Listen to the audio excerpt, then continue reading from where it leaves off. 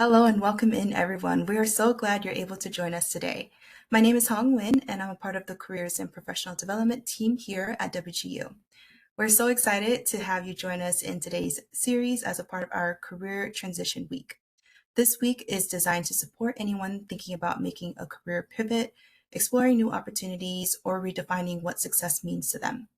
It's a time to hear real stories from great community leaders, gain practical strategies, and find encouragement as you navigate your own professional journey.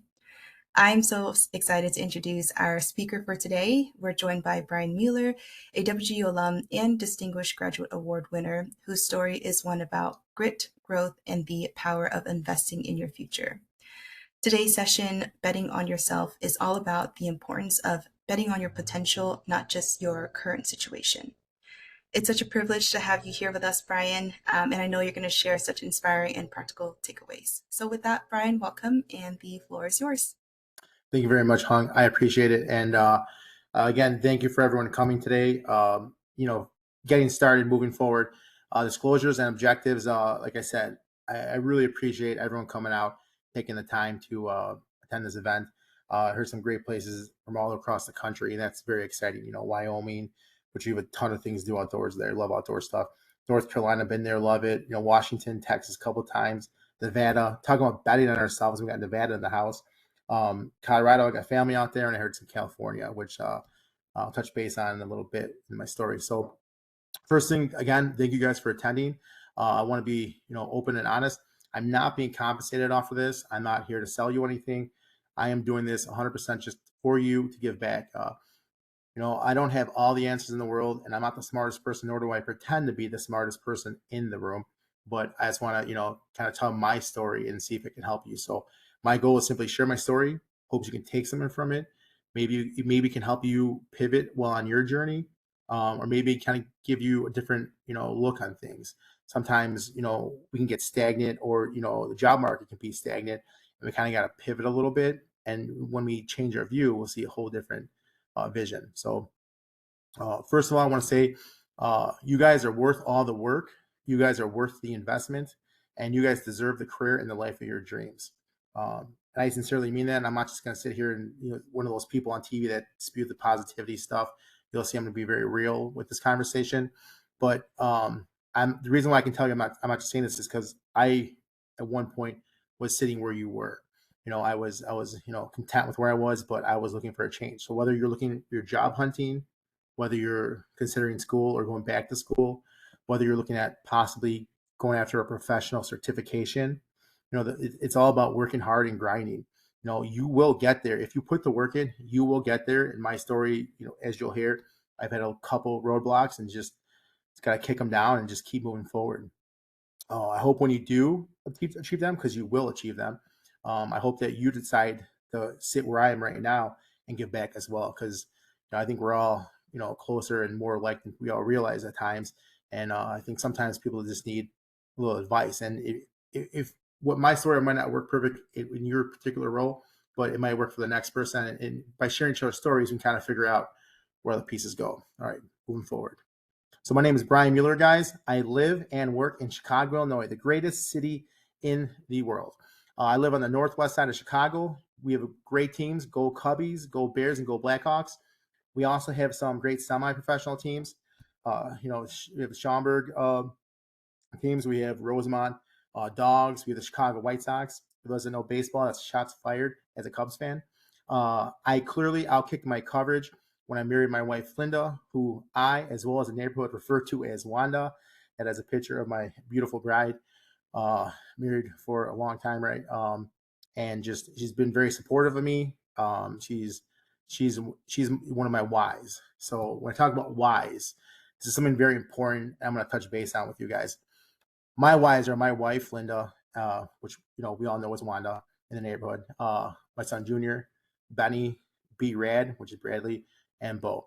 When I say your whys, it's not just your family. It could be anything. So why do you do the things you do? Why do you show up on the hard days? Why do you keep grinding? It's, you have different goals. Those whys could be, hey, I want to make $100,000 a year. I want to make 200. I want to make 300. You have these different goals. Or maybe you want to live a certain lifestyle. Maybe you want to get a job where you can work 20 hours a week and spend the rest of the time outdoors like Wyoming, like when Yellowstone Park, Grand Teton Park, I know there's out there, Old Faithful. But you got to figure out what your whys are, because before you can move forward with your goal and achieve that goal, you got to figure out, what are my whys, what's important for me, why am I going to put the work in, you know. Otherwise, you're going to get a situation where you hear someone becomes a doctor, put all this money into it, all this work, and then does something, goes and becomes an actor. Is you got to figure out not what your parents want, what you want, what's going to make you happy, because that's going to make you happy inside. My whys, everything I do, are for my wife and my four boys. So, as well as my nieces, nephews, and very close to my family, the outlaws, which is my sister-in-laws. We call ourselves the outlaws instead of the in-laws. My brother-in-laws, my family, my mom, my brothers, my friends, that kind of stuff. My whys are making people proud, but my close core is my family. Activities. So I'm a volunteer youth coach. I've coached about 25 teams since my son Brian Jr. was 3. I estimate around 375 kids I have coached. Figure about 15 kids per team, because some basketball teams have 10, my football teams have 27. So varies. During COVID, my wife and my boys, we rescued together 35 dogs through a rescue. Shout out to Wolfgang Rescue. It's no profit, no makes any money.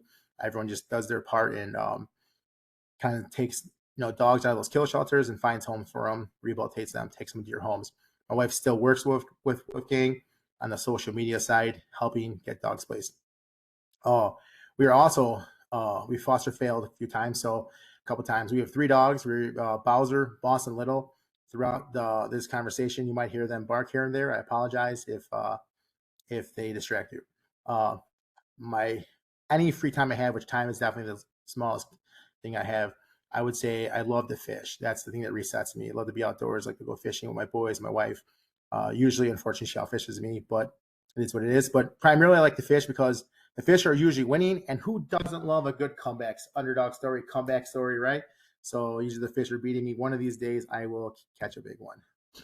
My journey. So grew up in Norridge, Monson, Harlem area, just outside the city of Chicago. You can roll baseball there to Chicago. But we're going to jump in to when I start with the city. Things to know, 2 big things is, number one is I do have ADHD. Something I battle with every day, every hour of the day. Sometimes I'll start to talk fast, hear me slow down, slow down. Or I try and stay on task, don't get off tangent, because my mind's always going, things I have to deal with. When I was 17, I did have an open heart surgery to correct a missed birth defect. This will come into play later in the story. Just want to kind of make sure you understand. So down the road, you'll understand when I go through my story, my journey. All right. So getting started with the meat and potatoes. Some people start at the bottom. I started 5 feet below ground, digging in a ditch. What I mean by that is, I was in the process to become a Cook County sheriff. I was doing running an exterior company, and I applied and randomly got the call. They called me, City of Chicago, said that wanted to give me an interview for an apprentice labor job that was seasonal. Go downtown, and if you're familiar with downtown, I had to pay for parking, $30 an hour. So I'm down there, I'm like a half hour in, and I'm talking to the guy next to me, and I'm like, all right, man, hey man, it was a pleasure meeting you. I'm getting out. He's like, why are you leaving? His name is Daryl Shaw. And he's like, why are you leaving? I mean, this is seasonal, man. I got a job. I guess other things going, and I'm working on. And I don't want, I'm paying $30 an hour for something I don't know if I'm even going to take. He's like, whoa. He stopped me. He's like, listen, I have a buddy that works the water department.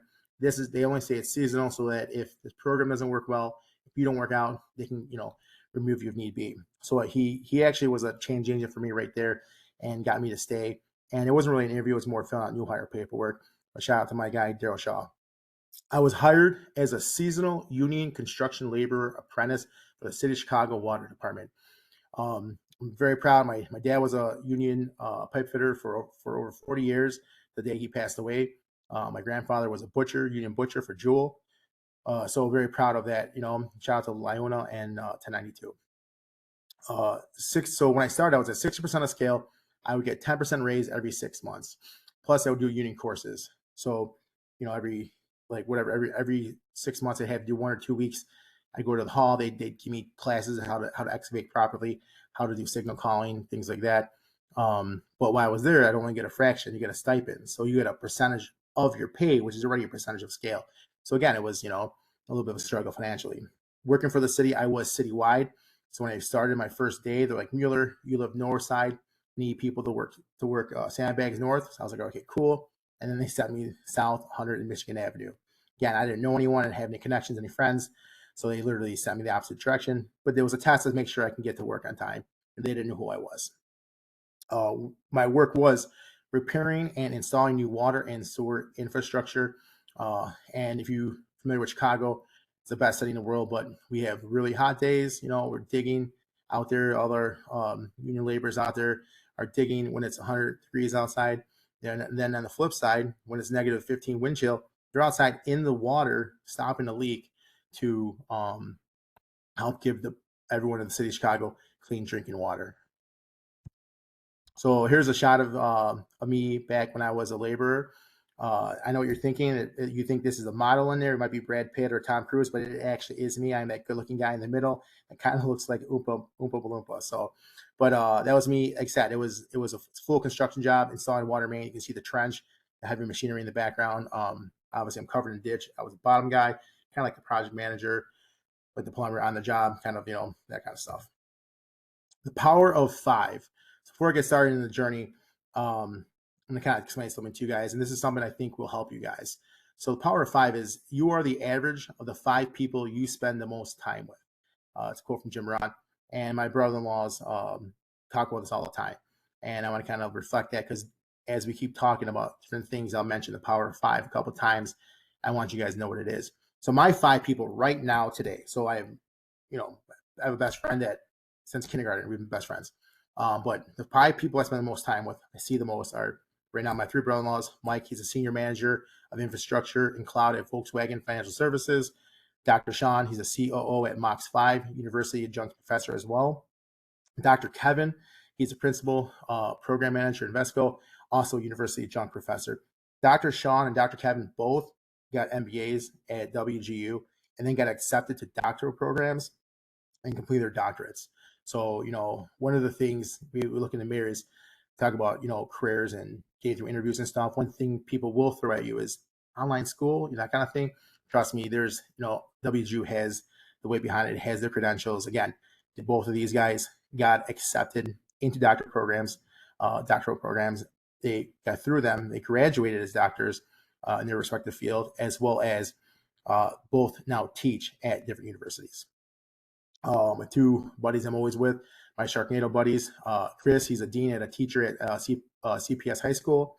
Then Fernando, he's a lieutenant with the Cook County Sheriff's Office. So when we talk about the 5 people, what I mean by that is if my 5 people were guys who, didn't have jobs and kind of played video games all day, I would probably get really good at video games, playing video games with them.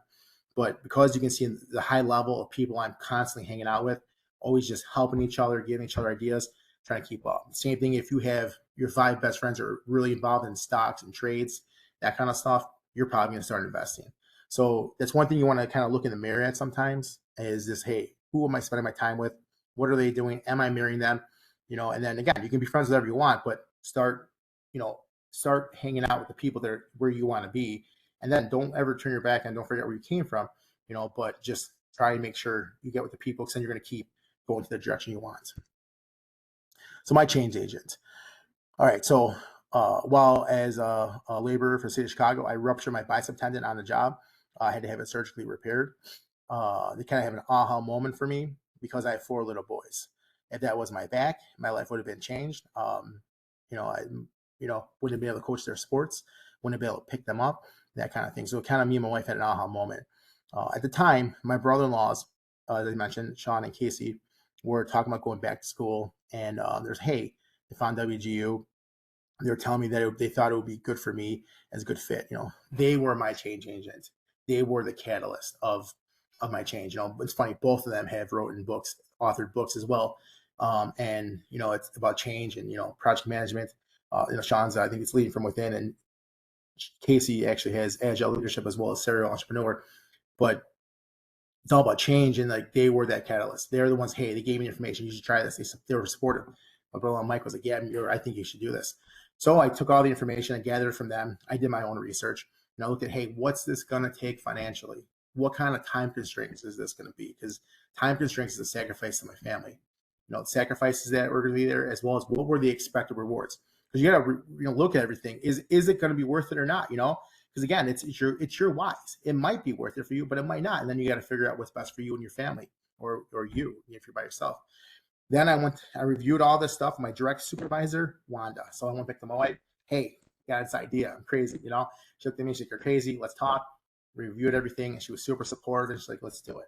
She's like, she's like, you're one of the, you told me the other day, same thing. She's like, you're one of the most consistent people I've ever met. You're always consistent. You're either 100% in, or you're not. And it's just, it's just, she was very supportive behind it. She wanted to go move forward with it. So we made our bet. We decided my project management history, we should probably dip my toes in before we jump into a huge investment of thousands of dollars, tens of thousands of dollars in the bachelor's program, and hundreds of hours labor by attempting a PMP. PMP has the credentials. It's recognized worldwide. It's a high level thing. So studying that was, again, change agents, talking about your top five, your five people. Sean, Casey, and Mike all helped me, but I mean, Sean made business cards, just did so many things to help me get through it, help me study with me, bounce things off me, and help me get through it. So I took the PMP. First time, failed it. I was right below the line. It's a pass fail. And, picked myself up, dusted myself off. Hey, first time I took a test in a long time.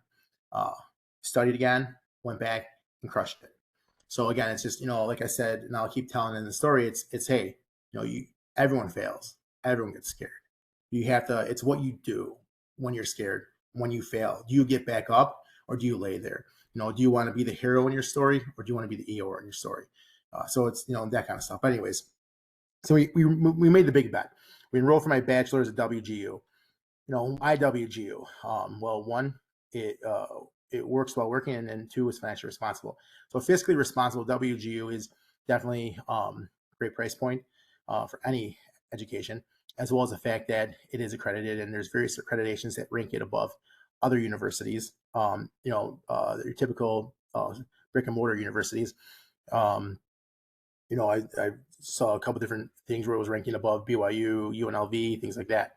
And when I was doing my research. So I was like, I like that. But also the most important thing was, at that time I had 3 boys. Now I have 4, but I had 3 boys. I had a wife. She was raising the boys for the most part, working part-time. I had to responsibilities to pay the mortgage, bring home the money, that kind of stuff. And I couldn't take off and work part-time, and it wouldn't have worked. Plus on my work, I had a great opportunity. City of Chicago was a great employer. But I couldn't just say, hey, I want to take off to go to school. I had to work. So being able to work WGU is very flexible. It's, hey, it's go on your time, go at your pace. That worked for me. 2018, I started my bachelor's. So December of 2018, I doubled down. So while I keep talking about it, you always want to move forward. So you see those people with those tattoos of the bow and arrow, always move forward, always go forward. I love that. And so I was applying for things. I tested, and I got offered a role as a labor's estimator. More or less, that's like project manager, where I'm basically doing fiscal reporting, a lot of costing analysis, and project management stuff. Assisting in projects, not really owning them, but assisting on them. The pros of, I'm going to school to get education. I have my PMP. Now I'm going to go into a professional role, because the worry was, I'm going to get my bachelor's, I'm going to apply for these 6-figure jobs, and then they're going to say, hey, what do you currently do? You're a laborer in a ditch. And, there's a disconnect there, so people might be biased and not see the value in me. So this is okay. It's a good thing. The downside is I'm losing overtime. So I'm losing money. I'm not going to be getting overtime. So I'm not going to be in the field dealing with emergencies. City of Chicago, if you lose water, they're going to get you water. Water department takes it seriously. So I'm not going to be on the list anymore, because I'm going to be inside. So my income is going down, but also my commute's going up. So my costs are going up.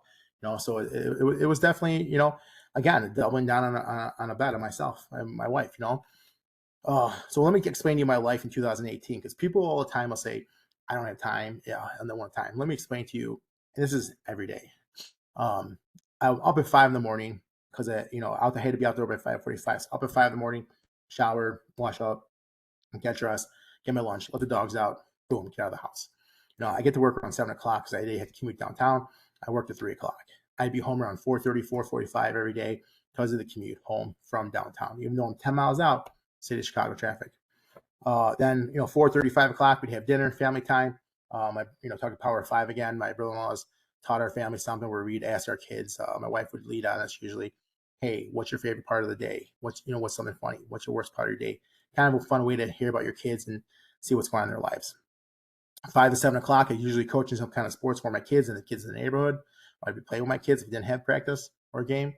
7 to 8 o'clock, resetting kids. So that's basically just, kids shower, brush your teeth, get to bed, make sure you have clothes for tomorrow, that kind of stuff. Then, 8 to 9:30, hang out with my wife, clean up, do our chores, get the house and work in order. 10 o'clock at night, when most people are already gone to bed, they get up at 5, I was starting school. So 10 o'clock to about 1 o'clock every day, I did school. Went on school, studied, read materials, did my papers, tested. What was nice about testing at that time, too, was the fact that kids were asleep, so I had to worry about them walking in. Because as the WGU people know in here, they're proctored, so they hear a little voice on the other side of the door saying, "Daddy, Daddy." They're kind of, hey, who's talking to you? What's going on? So, pros and cons of that, but definitely within a long time. 2019 rolls around. Me and my wife welcome our fourth son, Bo. It's a great day. 3 months into my new job, my dog dies. Bam, bam. And, some people might look at it like, oh, no big deal. Other people understand that, pets are very special and sacred. I love dogs. But Bam Bam was just like, he was my dog. He was just, I had him before kids. He was literally like a child to me. It was hard. My wife says I'm a tin man, but I was broken. That was hard. Then after that, July 1st, my father unexpectedly passed away. It's my dad, great man, good looking guy, in that photo with me. And he was, he had the same sense of humor as me. So we had a really fun time hanging out, played board games. He was a straight shooter like me. So made the best coffee. And it was also my safety net. So if I wanted to change windows out like I did one year in my old house with my wife, never changed the window out before, saw YouTube, thought I could do it. But, I called my dad. He was there in case things went south, but I did it and it worked. Any kind of construction thing, he did it and he made it work. It was my safety net. When my wife asked me to hang up a bunch of photos, I surprised her and put them in a row, and she hated it. My dad came and saved the day. He was my safety net. So it was very hard. But also, after my dad passed, my brothers and I had to help my mother establish her new life. She had to downsize. She had to relocate. My mom does have some medical issues, so it was hard. We had to help her through it, and it was a very hard point of our life. He was a very great man to a lot of people, and again, most people would have stopped and laid down. I took some time, but I went right back at it because you have to keep moving forward. And I knew that he would have been angry at me if I would have stopped. He wanted me to, hey, don't, be proud of the time we had together, move forward. So, like, again, the reason why I'm opening up my vulnerability about these things is because I want to show you guys, hey, guys, things happen in life. You have to just keep moving forward. Life is not a lifetime story. So you have to finish what you start. Nobody is coming to save you guys. Like, if you guys are rich, you guys wouldn't be on this podcast anyways. You'd be doing something else on the beach. You can be the hero in your movie of life, or you can be Eeyore. People always ask me, hey, how's your day? Every single time I repeat the same thing. Another day in paradise. Another day in paradise. Why? Because I want to be that positive guy. If you're having a bad day, hopefully my positive will make you laugh. I'm so consistent with it, maybe it'll make you smile. But it's just be that positive person in the world, be that driving force, and then get yourself out of whatever hole you're in. My bet was already placed, so I can only go one direction. That's forward. Again, I was in school. I had all these things going on. I had little boys, a newborn, and luckily the best support system of my wife and my in-laws and my family. But I only one way to go. That's forward. Me and my wife had basically adopted a saying: short-term sacrifice for long-term rewards. When things got really hard, they're like, oh, sink is clogged and got to study, and just, computer's not working, the camera's not working, it's supposed to be testing. It's, hey, short-term sacrifice, long-term rewards. And that's what you got to tell yourself. You figure out, you don't got to say that saying, but whatever it is, just remember, I'm the prize, stick to the plan, keep moving forward. Then also, nothing's guaranteed. Let's say you saw my schedule, you saw everything I'm doing. Nobody was telling me that, hey, I got a job for you when you finish this. It was a bet. Me and my wife doubled down. We made the bet. Hey, it's going to work out. We had faith in, she had faith in me, and I was going to deliver for her. But it's nothing in life is guaranteed. So finish line is there, or is it? So we kept trucking. We can see the finish line. We see the bachelor's degree coming. We're going to finish. Life is looking really good. So then, getting ready to finish my degree. As I finished it, January 2020, COVID happens. So right before I finished my degree, COVID breaks out, jobs go away, government goes lockdown, the payout is on hold or in jeopardy in general. We don't know in our lifetimes, we don't know how long this was going to last. We don't know what was going to come back. Were we going to come out differently? No one really had any idea. So me and my wife kind of had to look back and sit there and say, okay, what are we going to do? Because, obviously there's not a big hot job market. We put this money in, we put all this work in. What are we going to do? So sat down with Wanda and we had an honest look and we had some, neither one of us had talked about MBA. Neither one of us wanted to do more school. We were done to get done with it, but happy to get done with it. But we doubled down again. You can't be stagnant in life. You have to be the hero in your movie. You cannot be your Eeyore. So what we did was we said we weren't sure what the future holds, but we've come this far. Let's not stop. We're either gonna keep moving forward and go down with the ship, or we're gonna find that island. So in 2020, I graduated and I enrolled in an MBA program right away. And again, I can't justify this was not the plan. 2022, I finished my MBA at WGU. So looking for the payout. So I started to get, and I think this part might be where some of you guys are too with the job market and that kind of stuff. So looking at the payout. So started getting recruited a little bit, getting job offers, applying for some jobs, but they weren't really the right fit. It's like squares and trying to get in a circle cut. It wasn't working. Either it wasn't the right pay, they involved travel, or the ones that I wanted didn't want me. When I say involved travel, is that my whys, I will never sacrifice the time from my wife and my kids or my nieces and nephews for anything. You can offer me $600,000 a year, but I got to travel with my family 4 days a week, and there's no way I would do it because there's no amount of money I'll never get the time back. So that's my why. So 3 companies I want to talk with. There was a company in San Diego that recruited me, and it was an infrastructure company as well as aligned with, I felt confident. I knew I could do the job. They knew I could do the job, offered me an insane salary, way more than I'm making now. Bonuses, everything, want to pay the transition. But, we looked at it, and again, my whys, it's like even that amount of money wouldn't have been the same lifestyle for my kids, as well as we have a really huge family, me and the Outlaws and, my in-laws were all really close, and bringing my kids away from that, my wife and I said, and that's not going to be the right answer. There was Underwriters Laboratories, went through a process with them, interviewed like 4 different times. I met with HR, I met with the hiring manager, I met with the 2 team members, and I met with the director. And it was like, everyone was an hour. Everyone went great. That was going great. And then they went radio silent. And the hiring manager, the HR lady, told me that no matter what, I'll let you know what happens if you don't get the job. I'm not going to ghost you, but they ghosted me. Then finally, she reached out a couple of weeks later. She's like, "Hey, you finished second. The reason why we weren't reaching out to you is because in case if that guy didn't work out, we wanted to use you still. All right, thank you, I appreciate it. But another loss. There was a concrete company came in. I knew it. Just walked in, knew it was a great company. They had like a basketball net in their facility. They had like, hey, we got some stars, go shoot around. It's a great place. But they talked about travel and Wisconsin, Illinois, Iowa. So I thought I was like, okay, I can leave, come back at the end of the night, whatever. Not a big of a deal. But then they also explained might be Seattle, Washington, different things like that. And I said, no, I'm not your guy. I'm sorry. It was crazy because even after I said no, I kept talking, hanging out. I just got along great with them. Everything was great. We had everyone aligned. The pay was there. It just, I wasn't good. My whys. And that's why I say you guys got to figure that out, what your whys are. Then I get an offer from the city of Chicago. And again, I can't tell you how great it is to be, work for the city of Chicago, work for Department of Water Management. Oh, it's amazing. But I got an offer as a pipe yard foreman. Now, this was bittersweet because it's more money. It's what the employer I want. Stay close to my family. I don't got to relocate or anything. But the problem is now I'm going from that, I'm trying to go into the professional field, and now I'm going back into construction. But it's like at some point you had to figure out, where you're going to cut your losses. You know what I'm saying? It's like when Daryl was like, I was ready to walk out, and Daryl was like, hey, you're right there. You're close. This isn't seasonal. And he got me to stay. Same thing. It's like, do I want to keep trying the professional aspect, or do I want to just take some more money and then see how things pan out? Because, at least I'll be making more money. Then, and again, I've been going through testing and interviewing for a bunch of spots. I get offered this as a commissioner position at DWM 2023. Everything was great. It's like the pay was there. I really feel I can make positive change. I felt that I could really help change the culture. I could give my family a better life while helping others. And, I can't say enough about, City of Chicago is a great employer.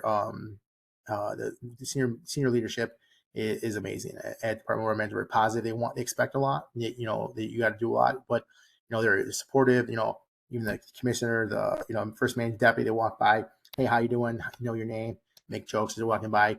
They're always working, but they stop for a second to say hi. That's that's what you want. Positive, make you feel like you're worth it. So again, life is good. The payout has finally come, and then life happens. July 1st, 2023, I ruptured my Achilles tendon in a high-stakes game of kickball. Yes, in a high-stakes game of kickball, I ruptured my Achilles tendon. So months after taking this senior leadership role, I now have to explain to my boss, I am going to need surgery. I am going to have to wear shorts because I can't get pants around a cast, and shorts are a lot of work, and it's just a whole big thing. Not weight bearing, pain. Then things get worse again. August 2023, had some chest pain. My wife thought I was having a heart attack. Long story short, they found an aortic aneurysm caused by the birth defect. So earlier I mentioned I had a birth defect. Long story short, when they fixed it and saved my life when I was 17, they caught it late. That repair had caused an aortic aneurysm, which I needed two major surgeries to fix and save my life. I was basically a walking time bomb. So remember, I just had the major surgery on my leg. Now I have 2 more surgeries. So I had 3 surgeries in about 90 days. Put on 60 pounds, just couldn't walk. At the end of the surgeries, I had some things. My one lung stopped working. It was a nerve thing. It wasn't the lung, it was the nerve. It just wasn't working, so it wasn't really wasn't opening. So it was just done. So I had problems breathing, couldn't lay flat. I had to sleep in a chair, sitting up. Had constant pain. I was puke from the pain. So I'd be going to work and puke at myself, and I have to, fight traffic, get off the highway, and drive all the way back home, shower, change, and come back to work. So it was just it was hard, stressful because I was making things happen. But as far as what I was doing, I left the ICU, my surgery the one time on a Friday. I was back at work on Monday, because luckily I was in a spot where I wasn't in labor anymore. If I was, I would have been, out for a long time. But because I was using my head, I had to have a scooter. So I was on that weight bearing, and I was able to go to work and do my job. But it was hard. I lost, and my voice was weird for a while, so I kind of like Skeletor for a while. But again, like I keep telling you guys, my whole point of this isn't a woe is me thing. It's, hey, life happens, but you are better than it. You can overcome it. So my whole big thing is trust the process. Keep grinding. I kept grinding. I kept coaching my boys. I kept doing my Ys. I made all my doctor's appointments. I had some procedures to correct all those issues that we talked about. Now my lung is working good. The pain stopped. I never sacrificed my Ys. My wife supported me 24/7. She was my voice literally when I couldn't talk, when I couldn't breathe, during the surgeries. She took care of me, and it's that support system you need. The power of 5.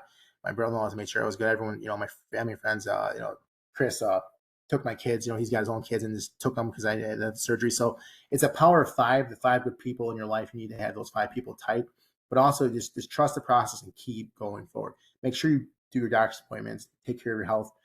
Number one, but if you can do it, just do it. One thing my dad taught me is, like, if you can do it, Brian, just do it. Do it 100%. Do your best. So if things don't work out, if you lose the job, if anything ever happens, you can sleep easy at night knowing you did your best. That's something I'll tell you guys. Just, if you're going to do something, do it 100%. So where I am today, I continue to coach my boys. Just over the summer, my brother-in-law and I won the summer basketball championship with both of our boys in the basketball team. I'm currently coaching Falcon football over at Oriole Park. Go Falcons.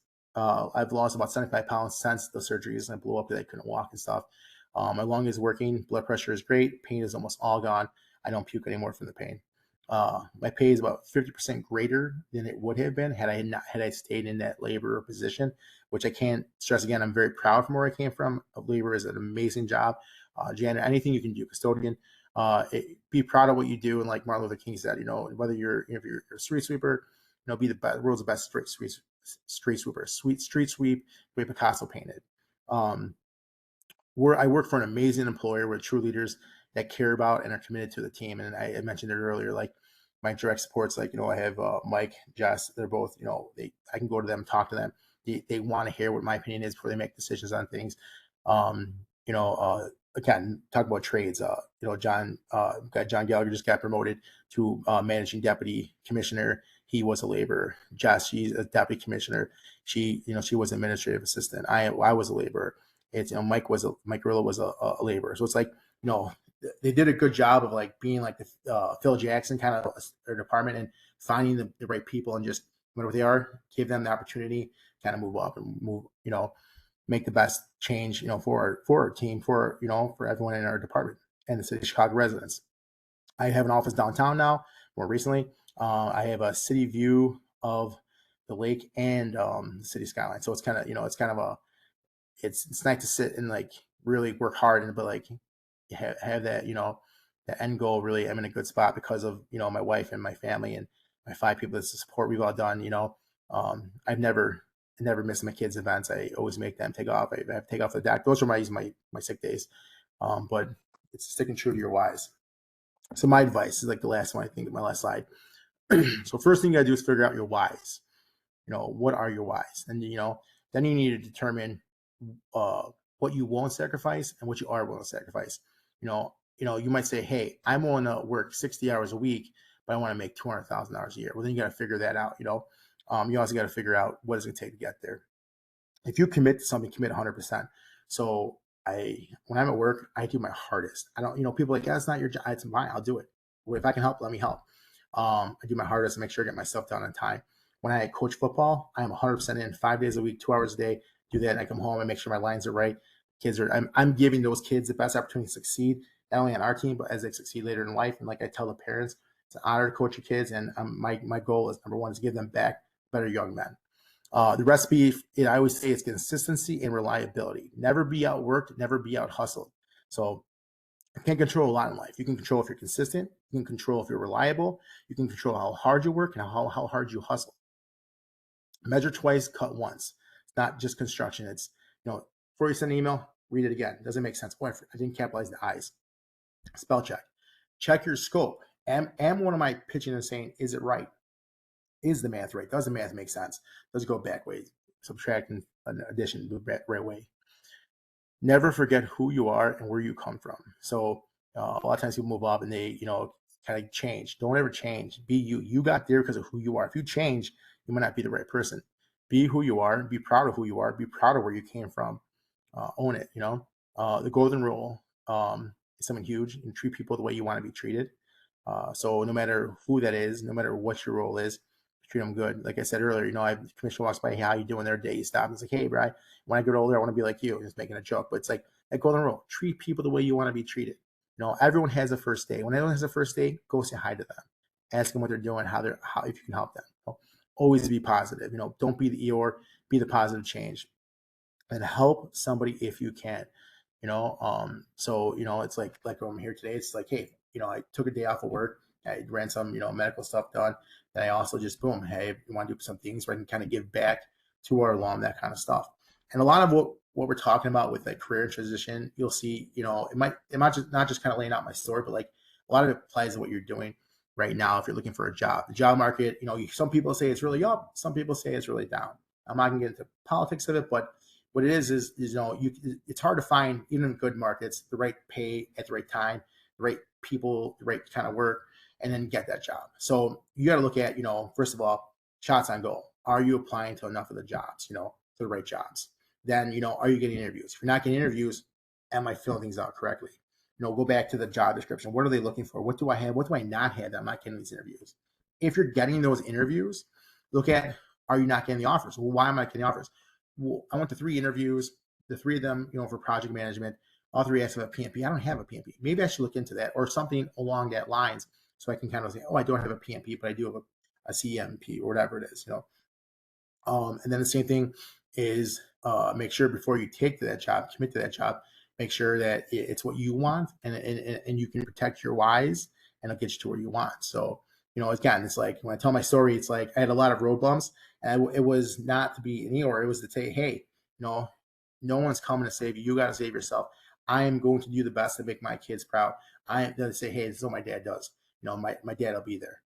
They know when I say I'm going to be there, I'm going to be there. My wife, when I was down and literally my deathbed, I couldn't talk. I had no voice in the surgeries.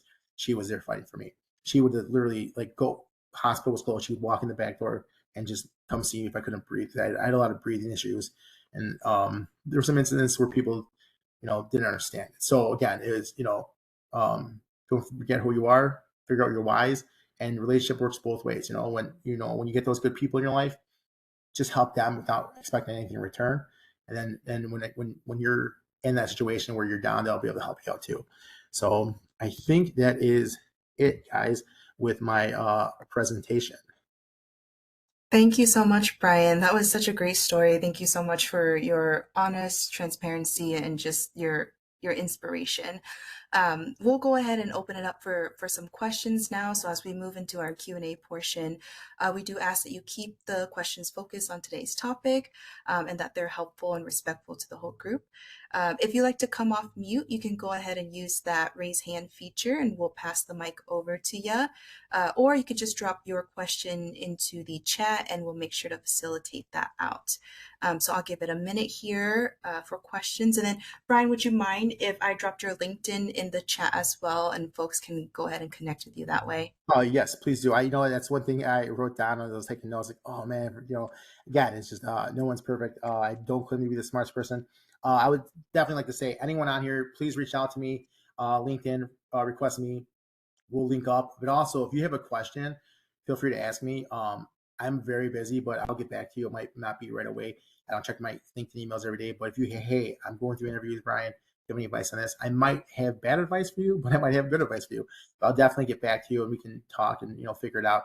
I had somebody reach out the other day and she, yeah, I'm from Chicago. No, what part? Just whatever, building that relationships. And again, guys, I'm not trying to sell anything here. I'm just trying to give back.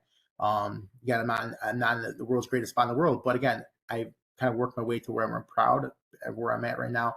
And if you guys have questions, if I can help you guys, don't feel shy. If you don't want to ask in here, shoot me a LinkedIn email. Guys, I'm an open book. I'm very honest. Like I said, I'll tell you the good, I'll tell you straight, but I think is right. Because I'm not one of those people who's going to shoot you like, hey, oh, you're doing great. You're doing great. If you're not doing great, I think it's better to say, hey, I would change this, this, and this, and then try that. So feel free, guys, at any time. And thank you for sharing on that and bringing that up because I definitely forgot about that. I apologize. Yeah, no problem. A lot of great comments in here, very inspiring. Thank you for sharing and being really open about challenges. Great presentation. Another one from Heather just saying thank you for your time and thank you for your transparency about ADHD. This was very inspiring. We have a question here from Blake. Hey, Brian, great and relatable past history. What is the next step for you today? That's a great question. I always talk about moving forward and everything, and I also say there's like life travels in like different like sections, and like it's like when you're in high school, you're trying to do all your sports and figure out who you are. And you go if you go to college or you go at the workforce, when you're young and you hit the workforce, you're working a ton of hours, right? Because you don't have those responsibilities of kids and wife and that kind of stuff. So right now we kind of slow down a little bit just because of the fact that again, I had the transition and I had a lot of medical things, and it's just like kind of taking a moment for definitely give the attention to my children and my wife. But my goal is obviously to move forward. I love the city of Chicago. I love the department I'm at now. I sincerely mean that. Just I think they have a lot of really great people. There are rough days. There are some very stressful days, especially in my role. I have to work with various things like law department and stuff. Sometimes I have to make my recommendation, which in my heart I'm like, oh, I wish I could help this person out, but I have a fiscal responsibility to do the right thing, and it's just I'm starting to get my AD getting off task. But my point is that my next goal is kind of to move up and stay with the city of Chicago, work my way up, and and go as high as I can. To be honest with you, put my family, my boys, and my wife in the best possible situation they can be at, so I can afford whether it's a private school for high school or whether it's give my wife the car that she deserves. She doesn't really like cars and that kind of stuff, but she deserves the best. Awesome. Thanks for sharing that, Brian. A lot of messages of thanks. This was really inspirational. We have one here from Jessica that I can relate to. I'm amazed you could function off 4 hours of sleep. You mentioned that at the start of your journey. Did you have any tricks or advice on how to manage that? Yes, 100%. So a couple of things on that is to be, full disclosure. Some days, I would be 1 hour, but some days it'd be 1 hour of school work. Some days I do even longer. I do a test and run real late. So it was like a general snapshot, but it was a lot of lack of sleep. Um, the best thing I can say is just I'm a caffeine junkie as I grab my Red Bull, and I'm not selling you guys Red Bull stock, but it just I definitely a caffeine junkie. I don't know if it's a lot of people with ADHD I talk to say they self medicating caffeine as well too, but just I think that like I said, there's life has different sections, and that was something that me and my wife knew that hey, we're gonna double down on this bet. but there's going to be sacrifice. Now, I am not willing to sacrifice, my family stuff. So yes, if I get a call, I'm taking calls out off hours. I took a day off for my son Bo, his graduation recently, kindergarten graduation. I got a call before I was walking out, and Judith's great, she's awesome. She runs the ECDs. She was, hey, are you off? I'm like, I'm off, but no, please, what's going on? And rather than to sit there for 10 minutes, I sat there for 10 minutes and helped her, because again, I wasn't late or anything. I had time, and I took the call. So I think it's just time management is the best thing. Figuring out what's more important to me. I say, hey, I definitely was very tired sometimes, and probably could have been more effective if I had more sleep at certain tasks. But short term sacrifice for the long term results. I just went forward, and that sometimes you just have to do it. Like I said, you have to like literally kick down the door.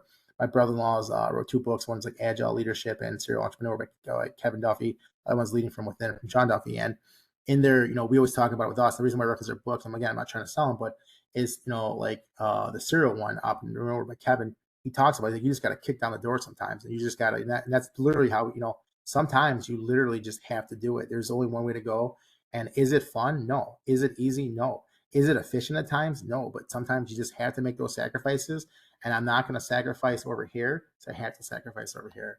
So I wish there was an easy answer, but the easy answer is just move forward. It's definitely not fun though. Right. Next question here. I also have ADHD. Would appreciate any tips you use to overcome task avoidance and cognitive disengagement with some of the coursework that isn't directly related to your major but required. Yeah, 100%. It's a great question. That's why I brought it up. Is that you hear a bunch of things across the board, and I'm not trying to get what people. Everyone has their own beliefs. They're political. That's fine, whatever.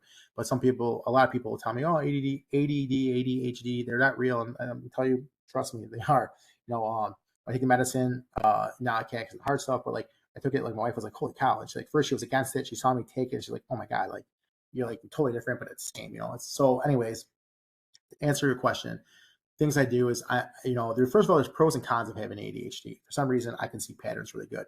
I can look at papers and just see, okay, this doesn't add up. This is the outlier. There's all this pattern, and this is off. So that helps me. So definitely gives you, like I always said, you have superpowers from ADHD. So if you see someone with ADHD, don't just break them off, because there's certain things they'll be able to do. They'll see that people won't. And when I go fishing, I can spot a fish in the water faster than anybody. Why? Because I do squirrel. It's like I can see it real fast. But as far as with business, I try to be organized in certain spots. Everything goes in certain places. It's like with my car keys.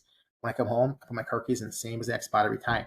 Because what will happen with my ADHD is I'll be thinking of 6 different things I have to do at work, 3 things for the kids. I have my plan.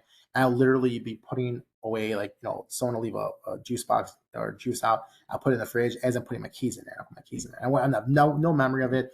And I'll be looking the next morning for my keys everywhere. So it's like, I am very structured. Structure works very well for me.